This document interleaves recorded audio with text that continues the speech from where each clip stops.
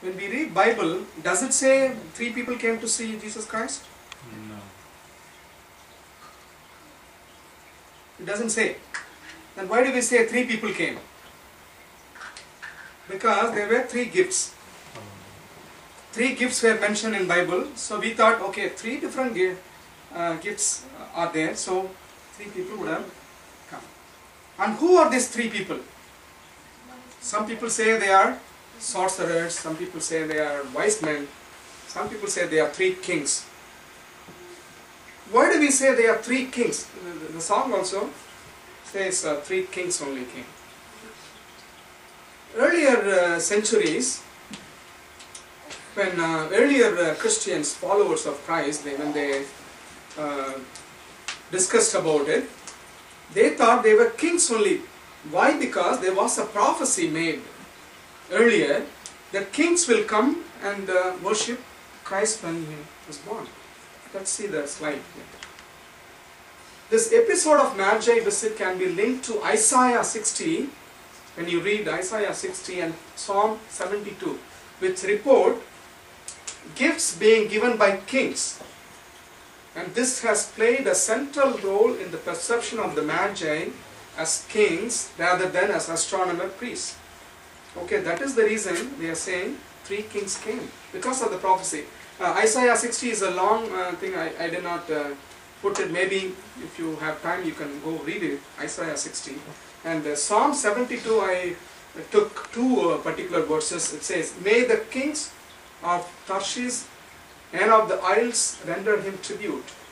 May the kings of Sheba and Seba bring gifts. May all kings fall down before him, all nations give him service."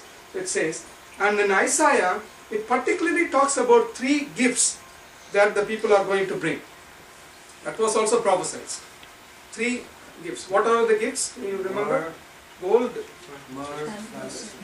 Yeah, these 3. That was also clearly mentioned in Isaiah 60 when you read it. Okay, that's the reason they say, because of 3 gifts, we say 3 people came. And because of the prophecy, they thought they were definitely kings from different places. Okay, so because of 3 gifts, 3 men, and 3 gifts had a spiritual meaning. We would have heard about it, but there's a spiritual meaning. Gold as a symbol of kingship. When you want to meet the king, you have to bring gold. Gold is the appropriate gift for kings. So gold as a symbol of kingship on earth, and frankincense is an incense as a symbol of priesthood. He was a king. He was also a priest. He is the high priest for all of us. He is the chief priest of all of us. So that's the reason they brought incense as a symbol of priesthood. And myrrh is an embalming oil. It is a symbol of death. He's going to die for you and me. That's a symbol of death. So these 3 gifts also have significant meaning attached towards it. Okay. Now there is a question people ask. In fact, Jehovah Witness people ask this question. When these 3 people can be guided through the star, we all believe star guided these 3 people, isn't it? Okay. Then why did they go to the palace? They should have gone to Bethlehem directly, because star wouldn't have misguided them. Star would have definitely guided them to the place where Jesus was born, in Bethlehem only. But why did they go to the palace? This is the big question they are asking.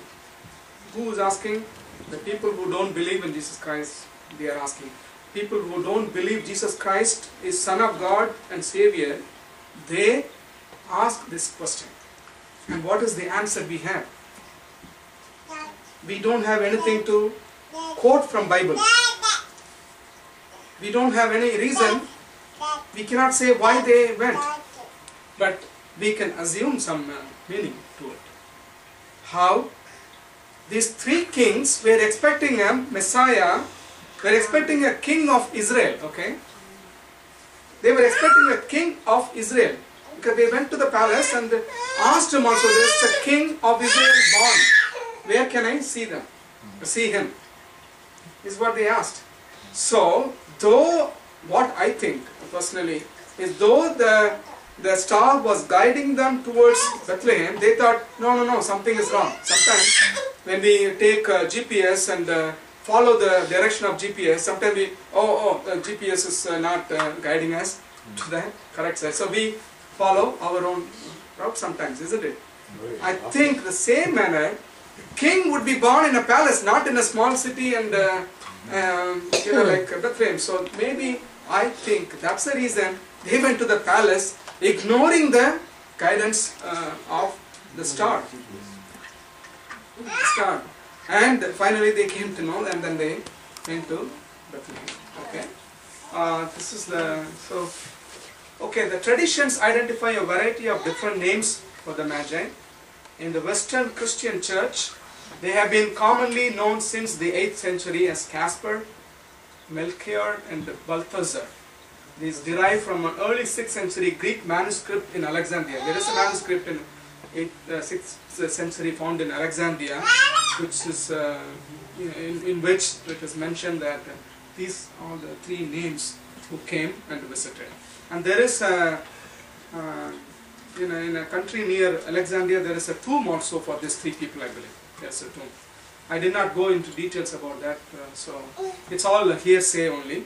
Even when we attended the Radio City Christmas Spectacular, they mentioned these 3 names only: Casper, Melchior, and I'm sure that you would have noticed that. Next. Okay, so that's the end of slideshow. Messiah foretold. Whatever I could gather and could share with you, I have put in all the information. So this is like a celebration that we did together, and I would like to thank every one of you who could come and make it a wonderful occasion. And I would like to wish you from Goodwill Fellowship a Merry Christmas and a Happy New Year 2010, which would be a blessed, eventful, and challenging in ministry for all of us together. So thanks for coming. And our next Bible study is on January 9th, which is the 2nd Saturday, and the topic would be the Armageddon.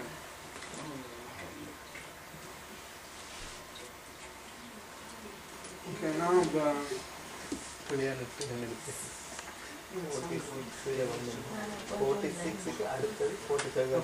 so if you have any questions, we can have a discussion right now. Not to me, maybe we have Pastor Johnson here, so if not, he would be able to answer some of our doubts. So if you have anything to share or to ask from the slideshow, or whichever is related to Messiah foretold, or for the Advent season, or for the birth of Jesus Christ, if you have anything, please share with us. In the meantime, Vinny is getting ready for the next song to be